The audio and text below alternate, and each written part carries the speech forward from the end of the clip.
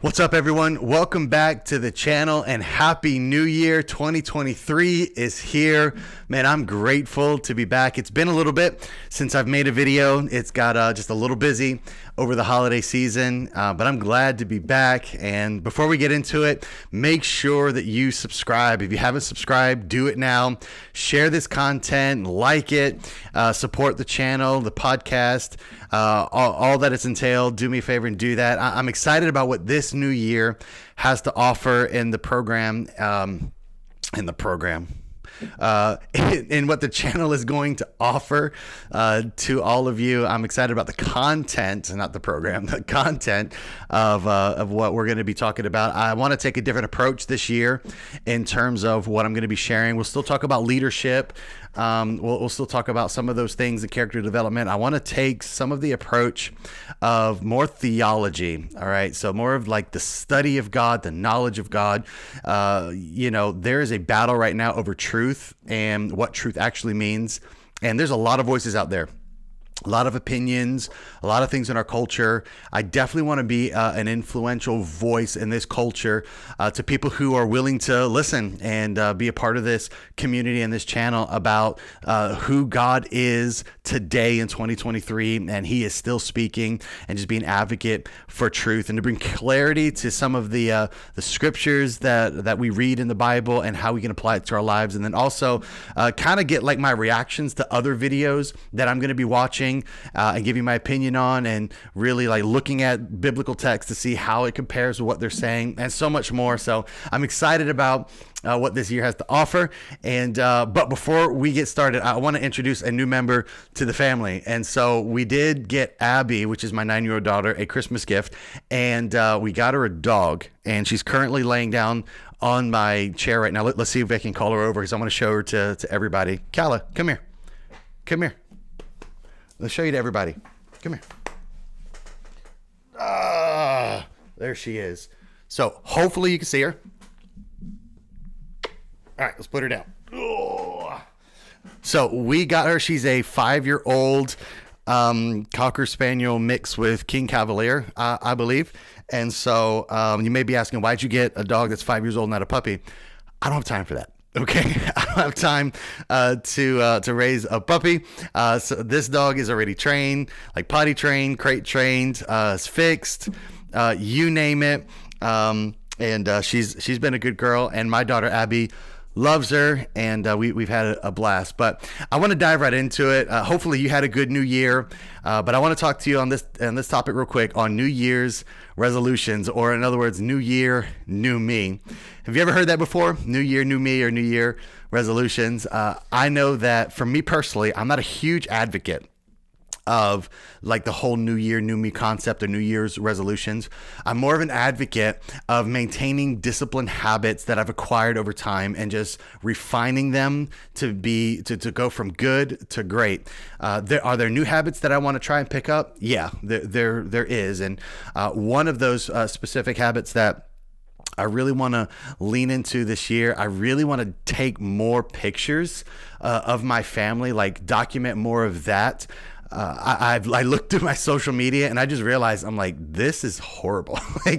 I've got like a lot of quotes on there and different things, which is all good. But I want you guys to be part of like my life and just seeing my family. I have a beautiful family because I am more than just ministry. I am more than just talking about different topics. I'm a husband, I'm a father, I'm a son, and a dog owner now.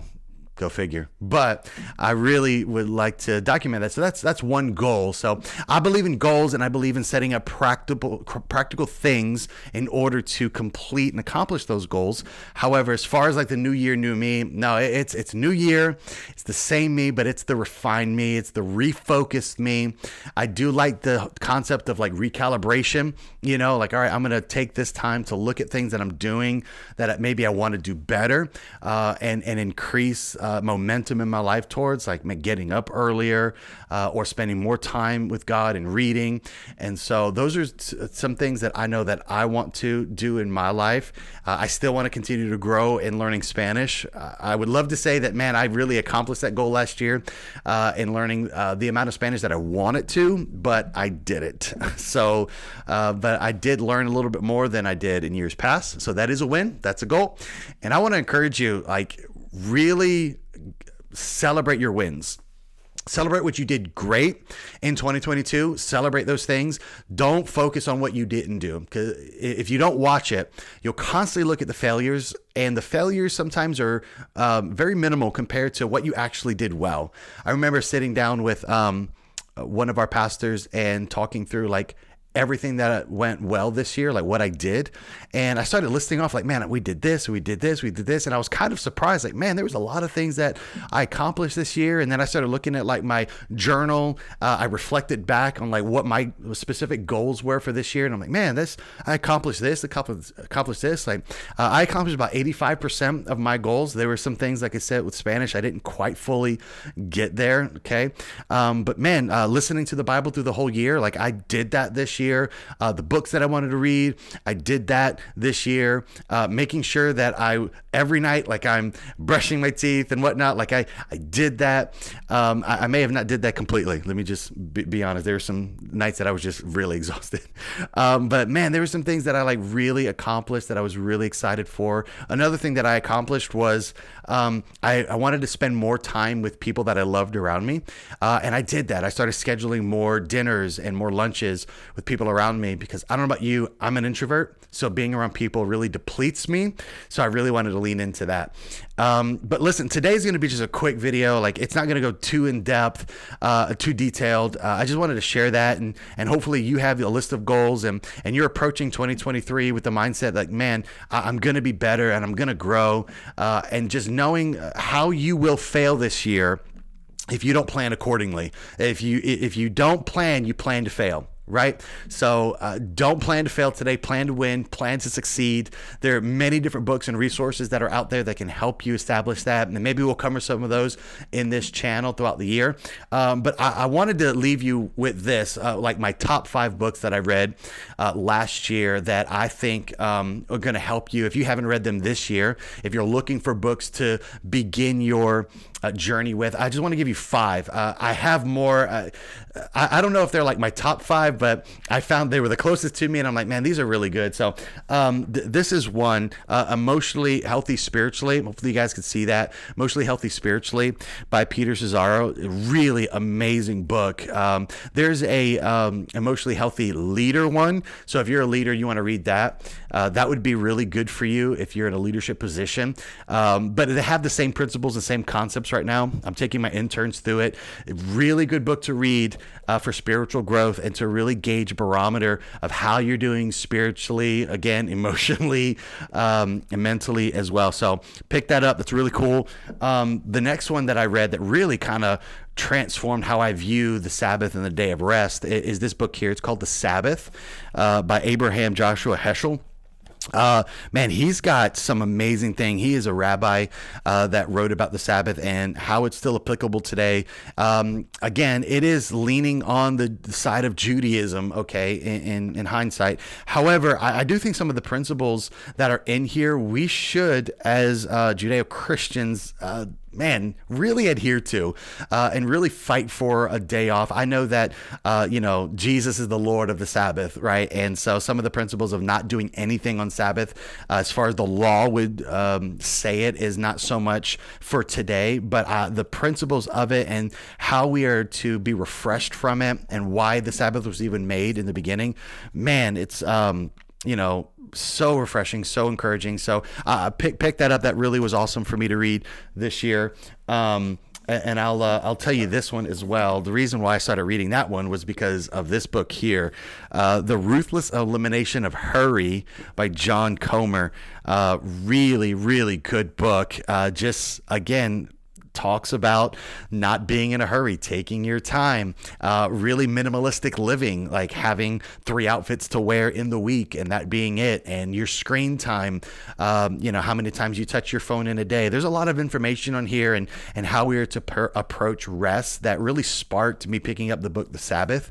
Now, the Ruthless Elimination of Hurry is not unique to John Comer. In the book, he actually takes it from Dallas Willard, one of his mentors. Dallas Willard actually started writing about the ruthless elimination of hurry very specifically, and then John Comer wrote an entire book about that particular phrase by Dallas Willard. But this is a really good book for 2023. I would encourage you pick that up if you haven't and read it. This book here by Nathan Finocchio, Killer Church. I wouldn't say it's like my top 5 for this year, but again, it was one of the ones that was on my shelf, and I'm like, man, it's really good though.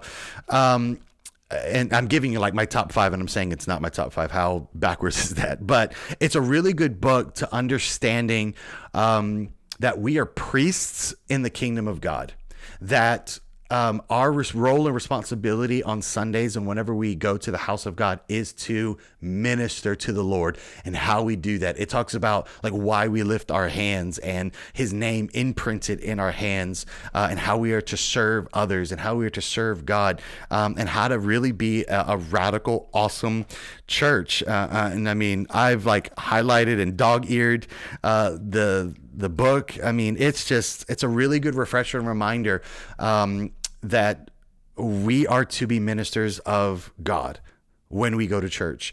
And a lot of times it's backwards, that God ministered to me, heal me, do this for me, when really our role and responsibility is to give him glory. And this is what he talks about. Give him glory. And what does that mean? What does it mean actually to give God glory and to give him your best? So I would pick that up. It's a really good book to help you approach how you worship God this year. And then the last book, which definitely top 5 this year in reading, is The 5 a.m. Club by Robin Sharma. He's got another book called, The Monk That Sold His Ferrari.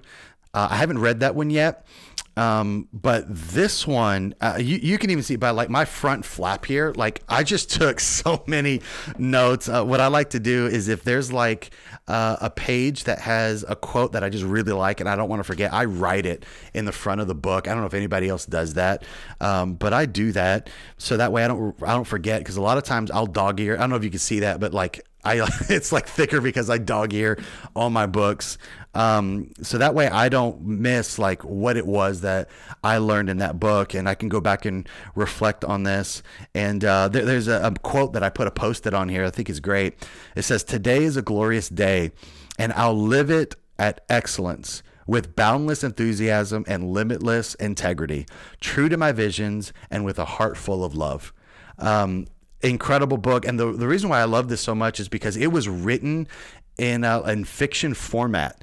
So it is definitely like a self-help, like motivational book, but it was written in such a way that it reads like a story. Like it really does. Like there's characters in it that are adding these particular principles of really being a part of this 5 a.m. club, which is getting up at 5 a.m. and what are the benefits of getting up at 5 a.m.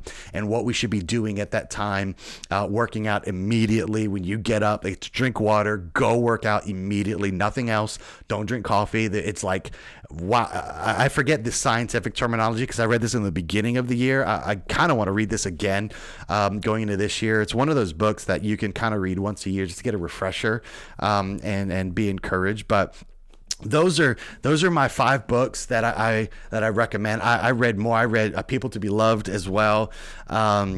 And had to do with homosexuality and how to approach that as a Christian individual. I read fiction books. If you don't know, I'm a nerd at heart, man. I love comics and I love fiction books. So I read The Witcher. I picked up Lord of the Rings and read that as well. And so, man, I actually finished last year. It was called, what's the book? I'm just going to sit here and have this awkward pause for a little bit.